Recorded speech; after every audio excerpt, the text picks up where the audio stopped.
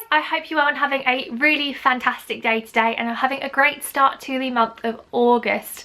How scary is that to say? We're like over halfway through the year. It's like almost Christmas. Mostly it was a really positive month. I got to go to Disneyland Paris for a few days, which was really fantastic. I had a really magical time, and of course I vlogged it for you, and I was Snapchatting when I was there and periscoping and posting pictures on my social media, which is still up if you want to have a little look on Instagram and everything. All of my social media is in the description box if you want to have a little look. I'm actually really lucky to be going to Disneyland Paris this weekend coming, the 6th to the 9th of August, so I'm going to be there for a few days. So if you're there at the same time, let me know. I'd love to say hello to you. It would be really cool. But I had a really great trip when I went in July. It was one of the most magical trips I've been on. For me, the highlight was getting to see Belle and Beast. I've always wanted to meet Beast in his human form with Belle, and it's very hard to do. You can't see him in Disney World, and it's not really something that happens very often in Paris, but I was very lucky to get to meet Belle and human Beast together, which was like my ultimate Disney dream. So that happened on the first day, and after that I was like, whatever happens is a bonus. This is a fantastic trip, and it was really great getting to spend time with friends and meet new people and everything. Vlogs of that will be coming soon. I'm just about to start my January vlog series from this year when I went for Christmas. I did a trailer for that which went up last week, so I hope you've watched that because I really like it. I like the trailers. It's a good way to kind of introduce the new trip series and kind of get excited for them. I will of course be vlogging this weekend as well, so keep an eye out for that in the future and on all my social media to follow along when I'm there.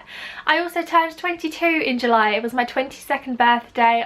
I'm old, I'm growing up. I'm not a big birthday person when it's my own birthday, but I did have a nice day. I spent it with my family. I will probably have a what I got for my birthday video coming soon. And a kind of negative thing that happened in July was I actually kind of lost my job, which I spoke about, but I'm going to be pursuing new things and going on a course this month and trying new things and getting myself to do something I've wanted to do in a while, and loads of stuff is happening. So I'll keep updating you on weekly vlogs with everything that's happening in my life, but I've rambled enough updating you all. I'm going to start showing you my July favourites. So starting with beauty, if you've been watching the vlogs you will have seen that I went to Bluewater and I went to the new NYX counter and spent quite a bit of money.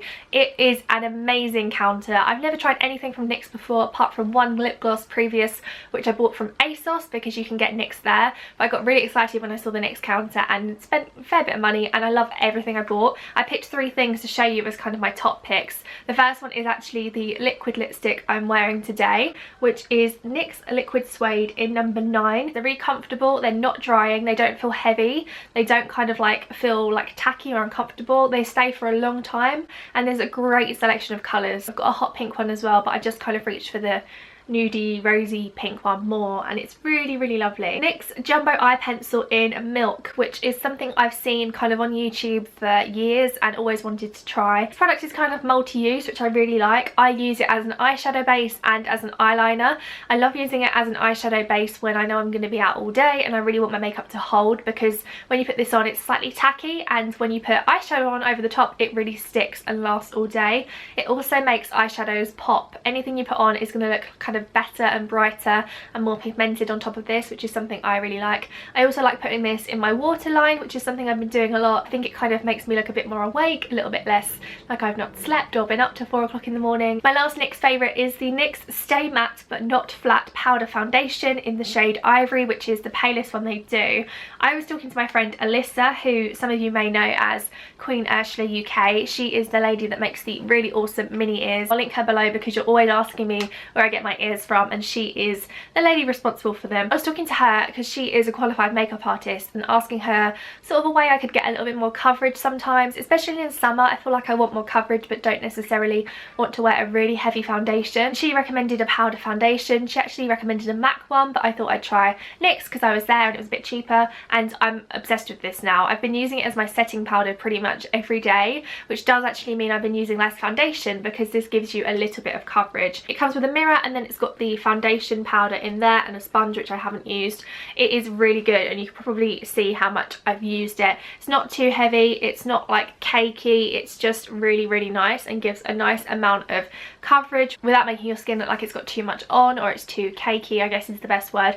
I really like this, and it's something that I didn't even know I needed before, but now I can't actually see myself not using this. My other beauty favourite is Benefit Cosmetics brow products. I talk about Benefit a lot. I absolutely love Benefit. They're one of my favourite, if not my favourite makeup brands, and they recently redid all of their brow products, which really excited me because their brow stuff is amazing anyway. They've redone all of the packaging to this kind of silver design. Whatever your brow concern is, whatever you want your brows to look like, they've got a product for you. It's incredible. Their range is amazing. I went to a launch event for it and they kindly sent me a few products which I've been using. First one is the Gimme Brow. I'm not blessed in the eyebrow department. I don't really have eyebrows. I have very sparse ones, so Gimme Brow is a product I can't live without, and this is the new packaging for it. It's exactly the same product, however they have added a middle colour, so they had light before and then dark, and now they've got a medium, so there is 3 shades, which is good. It's just such a good product if you're like me and you don't really have eyebrows, or even if you do have quite good eyebrows but you want something just to kind of set them in place and give them a bit more texture. That is an amazing product. As well as repackaging and rebranding and redesigning the old brow products, they've added some new ones. The first one is the Bravo Conditioning Primer, and you may be thinking, why would you need primer for your eyebrows, which is what I thought when I went to the press event. Hopefully you can see it's got kind of like a comb style applicator. This has got ingredients in it that are going to encourage your brows to grow. So again, if you're like me with sparse brows, this is really good because you can encourage your brows to grow through fuller and thicker. I like to use this at night time, kind of as a skincare step. I also use this as a primer before I put brow products on. It's one of those things that you think you don't need it, once you start you kind of get into the routine and it takes like 3 seconds if that. They've got 2 new brow pencils. I have one of them which is goof proof. This is supposed to be a foolproof brow pencil. One end of it is a spoolie, which is very handy. It has a kind of triangular shaped applicator nib, which apparently is a unique design so that you can use it to fill in sparse areas quite quickly, and as well to be more defining, that's not a word, you know what I mean, to kind of do more smaller defining strokes. Really good for on the go and when you want a quick kind of go through with your brows. The last Benefit product is Ka-Brow, which is my absolute favourite from the new products. It is a cream gel product and I'm obsessed. Cream brow gel product, and as well what's really cool is the brush is in the lid, so you can take the lid off, snap it in place, and you've got a brush as well, so you don't really need to take a brush with you when you're on the go.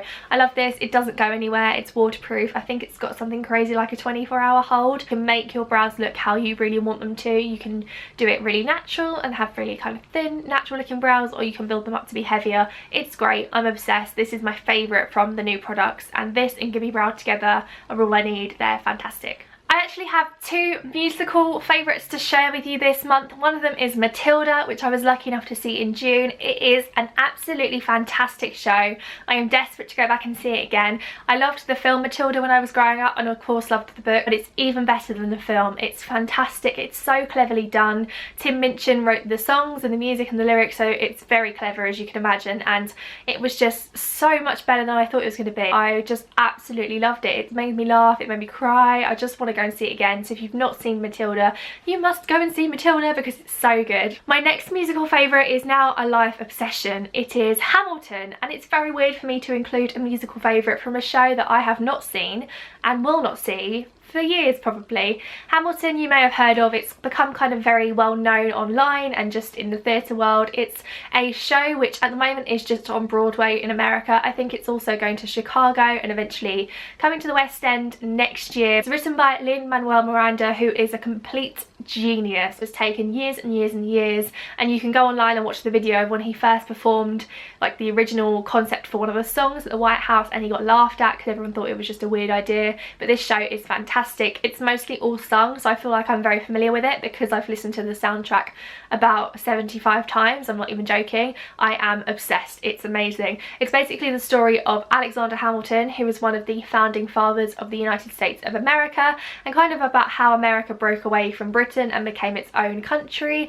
I don't want to give too much away, but there's a lot of drama along the way, and the music is incredible. It's a lot of hip hop with a bit of pop and a bit of kind of traditional musical songs, but I am full on obsessed with it. I can't stop listening to it. I'm always listening to it now, always. It's a weird obsession of mine. I'm obsessed and I can't wait till it comes to the UK, although I'm so sad that it's over a year away. Of course I have to have some Disney favourites, and the first one is a mug. This is the only thing I bought when I was in Disneyland Paris last month in July. It is of course a Belle mug. They sell this in the UK Disney store as well. It's got a picture of Belle and it says make your own fairy tale, and there is Chip and Mrs. Potts on here as well, which I think is very, very cute.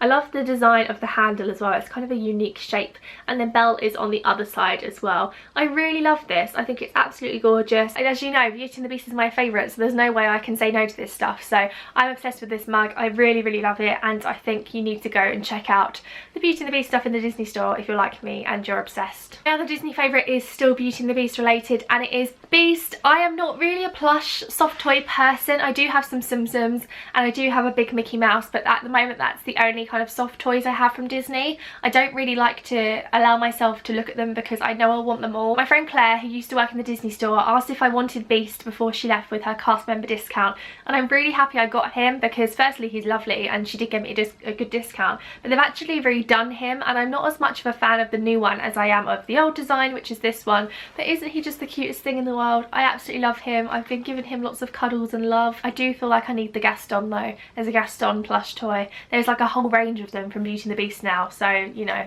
go and have a look, but be prepared to spend money. My last favourite for July kind of counts because it came out on the 31st of July and I read it in one day, so it is a July favourite. It is Harry Potter and the Cursed Child. I am not going to spoil anything. Rehearsal edition of the script of Harry Potter and the Cursed Child, which is a play that is on in London at the moment in the West End. I'm very lucky to have tickets to go and see it. I'm going to see it in December. The play is split up into two parts, part 1 and part 2, because obviously it's quite a long story and a lot needs to be told.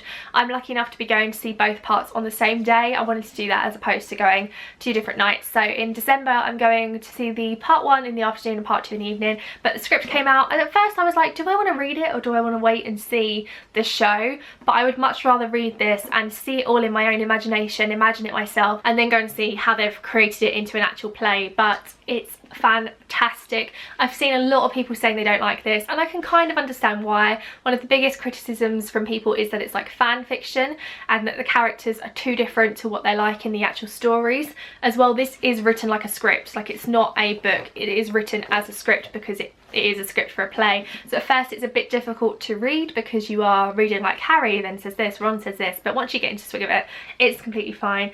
I don't think this is like fan fiction, and I can actually see how the characters are like how they are in this book because it has been about 20 years since we last checked in with them and last read about their story. So I could actually understand how they are, like how they are in this book. I absolutely adored it. I sat down and started reading it and didn't move for 3 hours and was done. It's just amazing.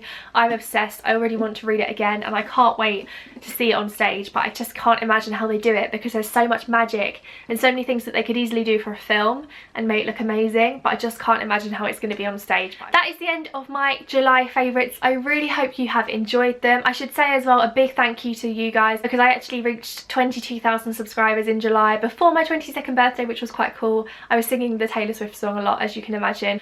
Thank you so much for subscribing. It really does mean the world. You guys are awesome and I love you all very, very much. Your comments and tweets and Instagram comments and Snapchats always make my day, so thank you very much. Thank you so much for watching again and I will see you very soon in a new video. Bye!